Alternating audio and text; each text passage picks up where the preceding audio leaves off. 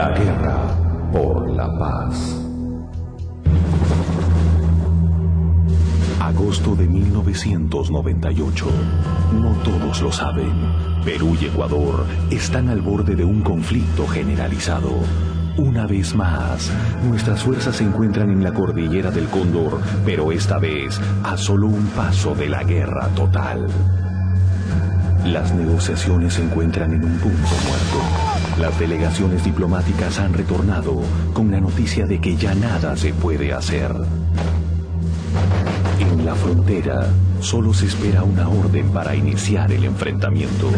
En ese preciso momento, otros peruanos y ecuatorianos libran una dramática batalla contra el tiempo.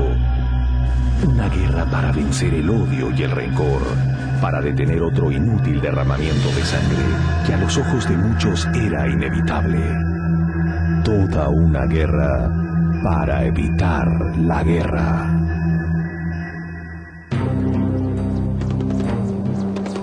Hubiera muerto mucha gente, hubiera quedado gente discapacitada, mutilada, de por vida. El comando de las Fuerzas Armadas me informan que las tropas se encuentran frente a frente. La situación se tornaba explosiva, un conflicto total podía estallar en cualquier momento. Hubiéramos tenido que no gastar recursos, porque no los tenemos, pero endeudarnos en miles de millones de dólares para comprar armas. La situación continuaba sumamente tensa.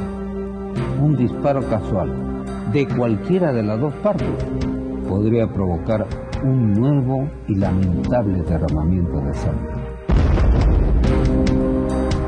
Sería una tragedia. Yo tenía el sentimiento muy fuerte de que eso podía ocurrir, y eso me parecería ser algo que pondría el futuro de nuestra región en grave peligro. Porque no solamente por la guerra, que es terrible ya, sino por la repercusión de la guerra por toda la región y en el mundo. Los ejércitos ecuatoriano y peruano estaban frente a frente, viviendo circunstancias graves de tensión entre los dos países, lo cual podría haber significado que en cualquier momento hubiera podido iniciarse un nuevo conflicto.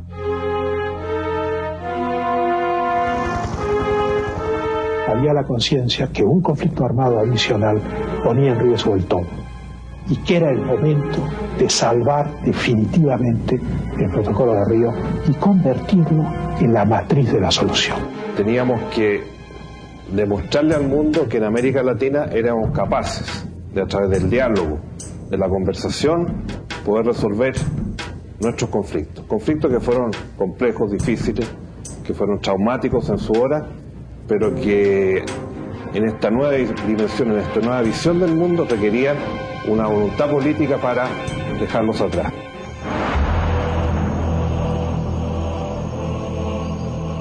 Era un grave y peligroso problema, pero consideré que era un nuevo reto. Y le dije a mi hija Keiko: tenemos que evitar esta guerra a toda costa. Y yo recuerdo una frase que él dijo: vamos a luchar para que tanques, aviones, misiles se conviertan en un futuro muy pronto en colegios, hospitales y carreteras. Eso es algo que marcó mucho en mi vida, ¿no? Los ecuatorianos, según Ayala, ofrecen retirarse al lado occidental. Dice 2 kilómetros, si sabes el mapa, un poquito más, pero sí, ofrecen retirarse al lado occidental, han dicho 2 kilómetros. Siempre que el Perú retire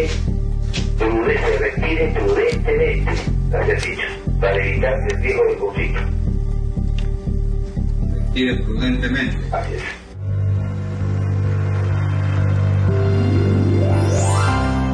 Quiero hacer un llamado al presidente Fujimori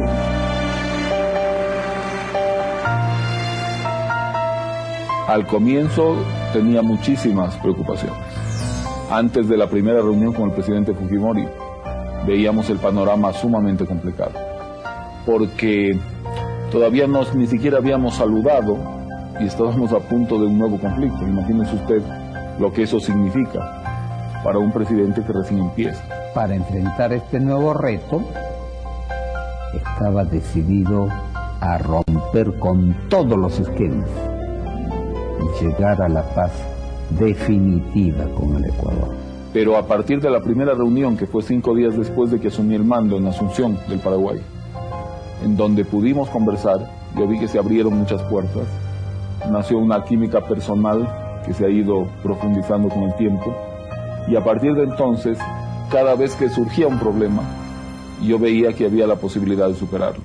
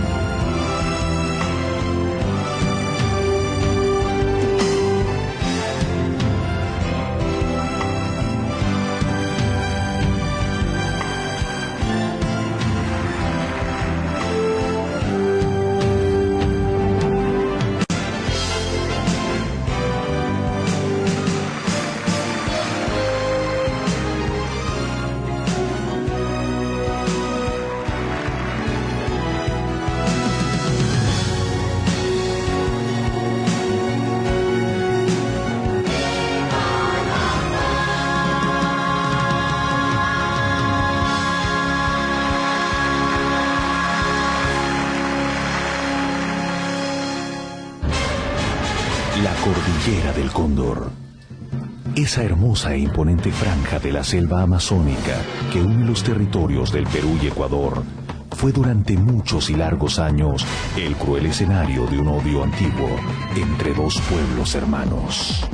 Esta ardiente frontera era en realidad una herida que cada cierto tiempo, al menor roce o confusión, volvía a abrirse irremediablemente, generando entre miles de familias peruanas y ecuatorianas dolorosas secuelas de muerte y destrucción. Con la llegada de los españoles, Perú y Ecuador dejaron de ser un solo pueblo. Luego soplaron los vientos integradores de la independencia. San Martín y Bolívar se reúnen en Guayaquil y deciden que nuestros pueblos estaban separados para siempre. Se iniciaba una larga historia de conflictos. 1941, tiempos de guerra en todo el mundo. Perú y Ecuador toman el mismo camino. Una vez más, por la falta de demarcación en la frontera, nuestros ejércitos se enfrentan iniciando la penosa guerra del 41, que lamentablemente nos puso frente a frente en terribles y dramáticas batallas. Para lograr detener la guerra intervinieron Brasil, Argentina y Estados Unidos. El 31 de julio del 41 se logra el cese de fuego. 29 de enero de 1942 se firma el Protocolo de Río de Janeiro. Posteriormente, Pras Díaz de Aguiar daría el fallo final para la delimitación definitiva de nuestra frontera, dando paso a la colocación de los hitos que llegó a durar 7 años antes que se detuvieran, cuando solo faltaban 78 kilómetros por demarcar. Desde ese momento viviríamos en medio de un conflicto permanente. 1981, las hostilidades llegan a un punto crítico. Se habla en América de un cese del fuego y en buena hora. Para el Perú ello no es difícil porque no ha hecho fuego fuera de sus fronteras y se ha limitado a recuperar lo propio. Fueron muchos años en los que se derramó sangre de hermanos peruanos y ecuatorianos sin que ninguno de nuestros gobernantes asumiera el compromiso de terminar en forma definitiva con el problema de fondo que se levantaba amenazante sobre el futuro de nuestros pueblos. Es inexplicable que se perdieran tantas oportunidades, probablemente porque no se quería asumir la responsabilidad de resolver el problema por temor a ser calificado de antipatriota tanto en Perú como en Ecuador.